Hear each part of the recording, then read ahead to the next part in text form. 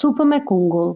Për këtë recetë duhen 250 gram kungull, 1 patate, pjesa e bardhë e 2 preshëve, erëza të ndryshme, piper, pak gjalp, pak krip dhe pak kanellë.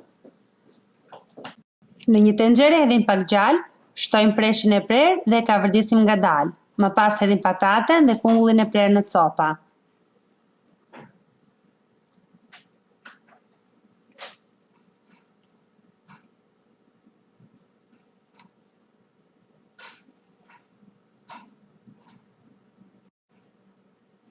Shtojmë pak ujë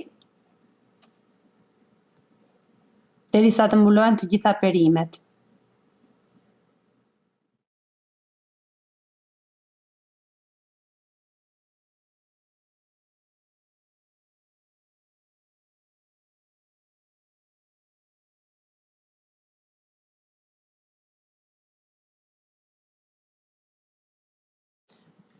Më pas i hedhim pak krip,